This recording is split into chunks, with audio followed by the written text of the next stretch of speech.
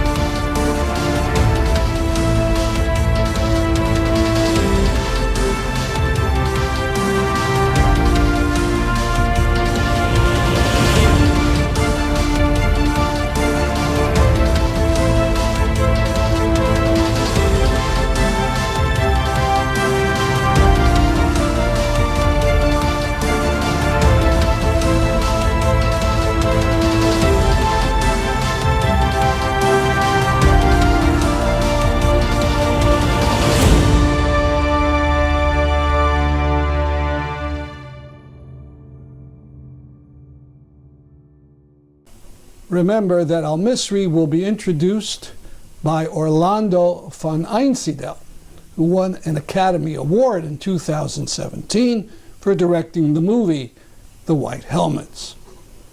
Dr. Zahar Salul, who I interviewed last week about Syria, will be the co-winner of the award. He'll be introduced by the illustrious Palestinian-American Linda Sarsour. Register for the 1 p.m. Eastern event at pepeace.org. If all the webinar places are filled, you'll still be able to see the event on Facebook.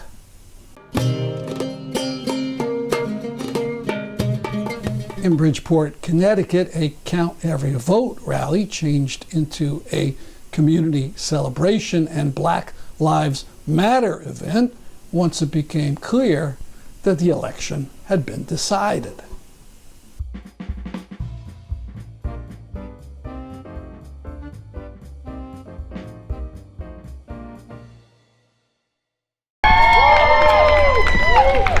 It is a beautiful day for democracy.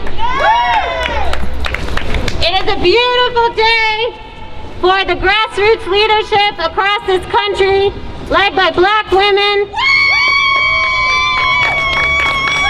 led by Black communities, Indigenous communities, Latinx organizers across this country who worked hard over the past 4 years to make sure that fascism, racism, sexism, homophobia, violence, state-sanctioned violence, that these things are out of the highest level of our government.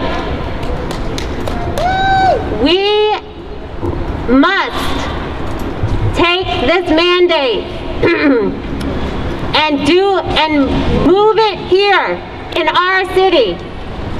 And so today we're here because the issues that organizers across the country are fighting for are the issues here in Bridgeport. And so we're going to celebrate. We're going to celebrate grassroots leadership that's here in our city. We're going to celebrate what we're going to do to work together on the issues that we need to move on. And so first today we're going to hear from people on the ground in Bridgeport, what we're working on and why. And then we're going to hear from some statewide groups. All right, and so first kicking us off is the Bridgeport DSA, who Reggie helped organize today, brought everybody together. Thank you, Reggie. Take us away. Sorry, I didn't think I was speaking. I was just standing up here for show. A few years ago, this was probably the scariest thing I could do, like stand in front of a crowd and talk. And then Trump happened, so that changed. Yeah, so I made this thing because, or we worked together to get this done because we wanted to have a conversation to state that while Biden's a starting point, he's not a finish line. We can't get complacent and think that just because he's won, the work is over. I love it. Thank you. Keep talking. Good joking. Well, yeah. I don't think that it's not reasonable to believe that because Biden has won, racist people are going to take off their hat and be like, well, I guess we lost that one. Like, that's not going to happen. There's 4 years of hate. It's been growing. Sorry, I'll start rambling. Well, either way, this is not an invite to be complacent. We have to work hard. We have to work together. Hopefully, we get a lot of differences aside. I understand that a lot of times we fight because we have 99 things we agree with and one thing we don't that causes separation. Hopefully, we saw how strong they are. The Republicans are united. They don't really care if they ride or die. Hopefully, we could not ride or die. We'll get a little closer, have a better conversation, and work together towards something so 4 years from now, we don't have another Trump coming up. We'd like to welcome our state senator, Dennis Bradley, to say a few words. Give yourself a round of applause. You marched, you organized, You spoke up. You didn't care the color of the person's skin. You didn't care about the religion, their sexual orientation. You saw a human being and you said, I am their brother, they are my brother. I am their sister, they are my sister. And you made a difference. You pushed us hard enough up in the legislature to pass a monumental piece of legislation, and that is to your credit.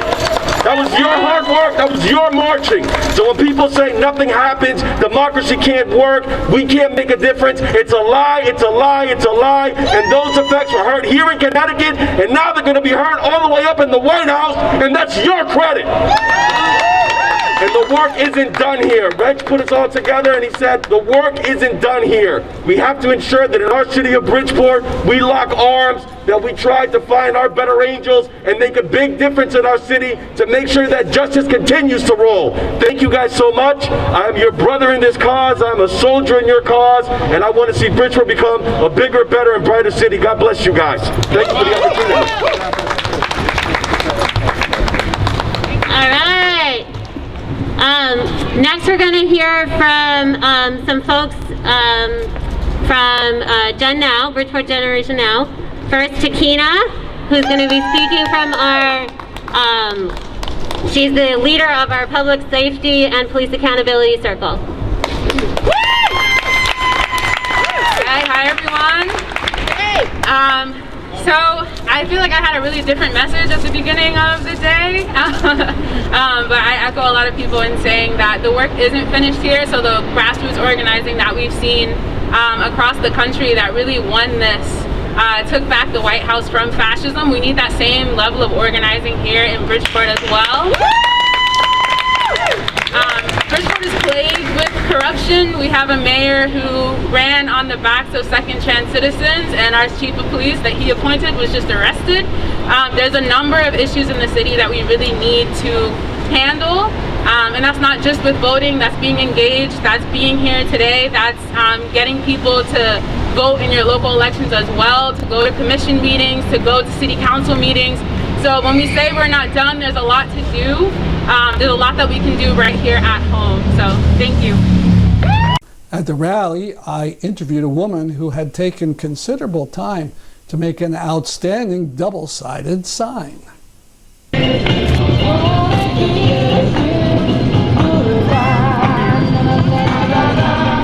So when it's relatively quiet here, tell us about your signs and what you feel. Well, right here, I'm feeling like I need to listen to black voices. My daughters have been teaching me. Originally, I responded saying defund is too strong a word, but then I've been finding out that it is not too strong a word. We've been trying to make reforms for 100 years, and the reforms don't work. It's time to use a word like defund to get people to pay attention and make real change. And that's why I will continue to support defund, and I'll try to get all the people my age who think that they're worried about the marketing of the term over the fact that black lives are at risk. And police harm black people and kill black people. So that's the real message. If you're going to quibble about a word, then I need to have some real conversations with you. Thank you. December 3rd, a rally in Middletown, Connecticut, calling for the state attorney to bring charges against a state policeman who shot a trapped Mubarak Soulemane to death in a car in West Haven.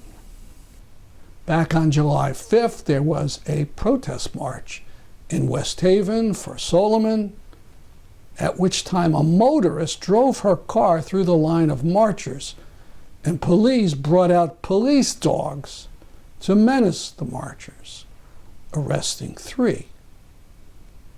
At the Bridgeport rally this week, one speaker was State Senator Dennis Bradley, who was also the attorney for one of the people arrested on July 5th, Kurt Erickson. I did a short interview. And you're representing a defendant in one of the arrests. Now, what is your understanding of what happened on July 5th? My understanding of what happened on July 5th is clear and utter police abuse.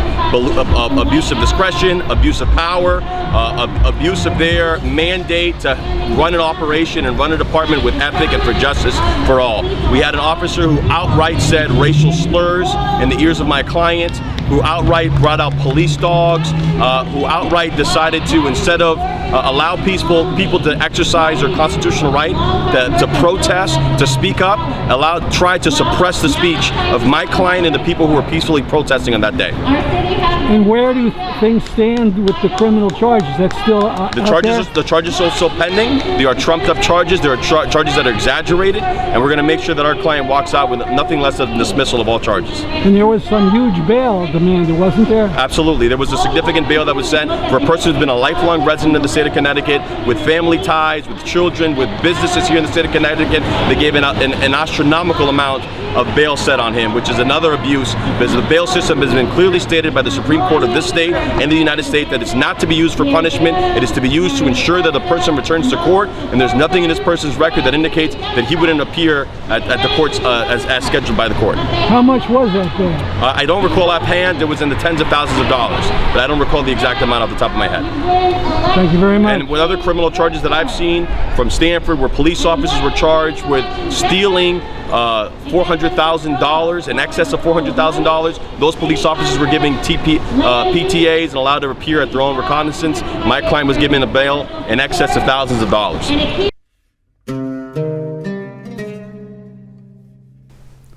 You may recall from a show last winter about the Schaefer lecture that had been given by Dr. Mazen Kumsia. We displayed a photo of the audience behind a small banner calling for the release of Ubai Aboudi. Aboudi, an American citizen and a Palestinian, was abducted by Israel and put in prison for almost a year. Aboudi is director of the Bissan Center in Ramallah. It's a non-governmental research and development center. He was helping plan a conference of scientists for Palestine at MIT in Massachusetts when he was snatched on November 15th. He was in administrative detention without any charge for 2 months, despite worldwide criticism and a complaint from the United States State Department. He was interviewed at a recent webinar after he was finally freed by MIT professor Haynes Miller.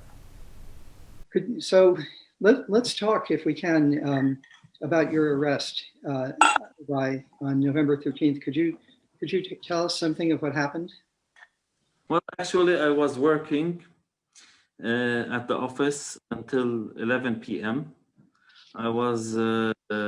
We had a late meeting with part of the social movement in Palestine about socioeconomic rights and especially facing monopolies that are taking the rights of the workers and the rights of the people. It was a long day, and it continued the meetings until 11 p.m. or quarter to 11. At quarter to 11, I finished, closed down the center, took a cab, went home. I reached home very tired, told my wife I'm very tired, just wanted to sleep. At 3 a.m., my wife woke me up, Hind, and told me that the Israeli army was banging on the door. I got up, got dressed, let the army in. Of course, the kids were awake and witnessed also the Israeli army coming inside the house. I can't remember the number of soldiers, maybe 15 to 20. I can't remember the exact number of them. They had female and male soldiers with them. My kids, of course, were terrified. I tried to calm them. I tried talking to the Israelis to be calm and what do you want coming to my house at this time, this period. They asked for my ID, Palestinian ID, and literally I had lost track of my ID, lost it a couple of days ago. Hanan, my colleague at Bissan, told me she found my ID 3 months after my arrest in in the organization car. So I told him, he told me I need something, proof of identity for you, or I will search the entire house and turn it upside down. So my mind skipped directly to my US passport. I gave him my US passport. He saw it and he told me that I am under arrest. I said goodbye to my family. They took me outside, handcuffed me in the hallway, put blindfolds on my eyes, and took me to an Israeli Jeep. In the Israeli Jeep, they drove me for around 20 minutes.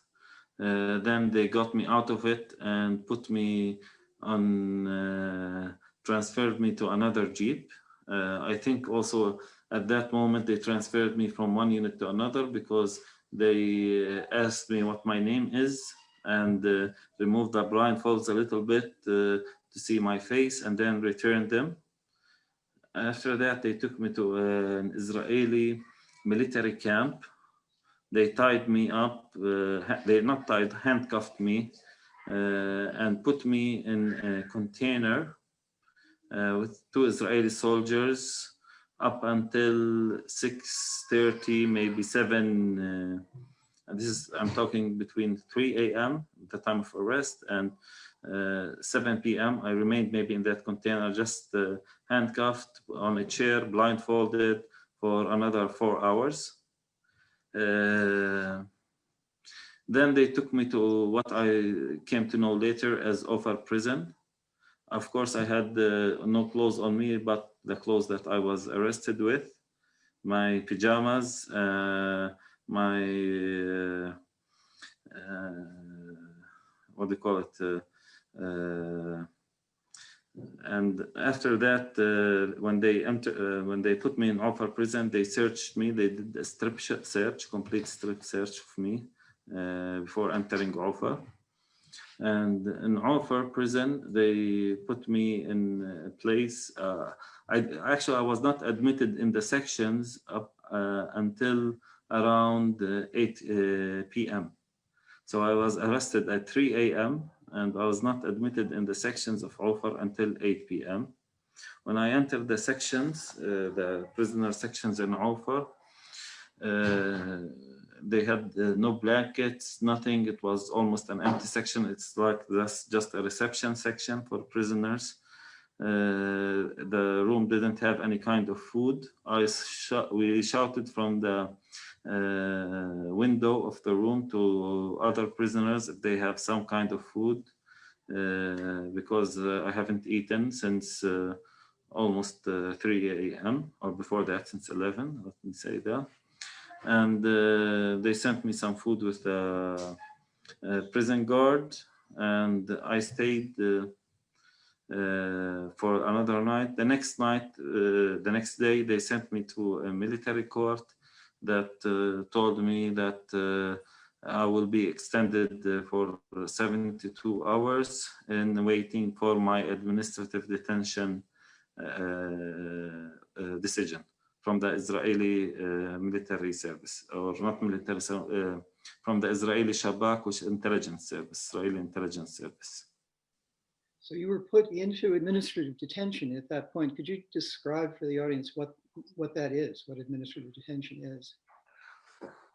Administrative detention is a practice that the Israelis have inherited from the days of the British Mandate. The administrative detention is actually unlawful practice by the Israelis, because it's the way that they practice it includes mass arrests, arrests based on opinion, arrests without due cause or due process. In administrative detention, an Israeli military intelligence officer can take a decision of arresting you anytime between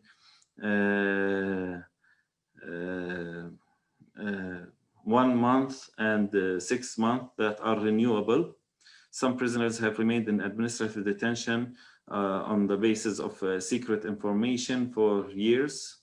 I think the longest continuous case was for 5 years, and some prisoners have spent around 20 years on and off with administrative detention in Palestine.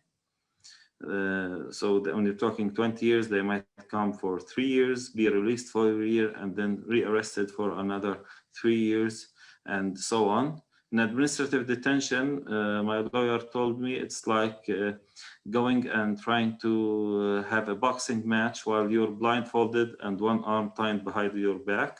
You don't know what the charges are. You don't know what the material are.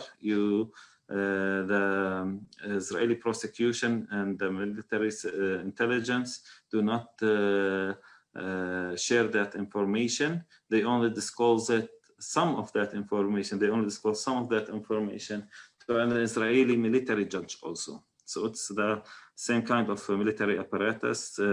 It's the judge, it's the prosecution, and it takes also all of the implementation of the punishment that they decide to put upon you.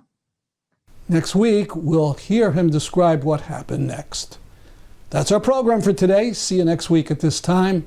I'm Stanley Heller for The Struggle.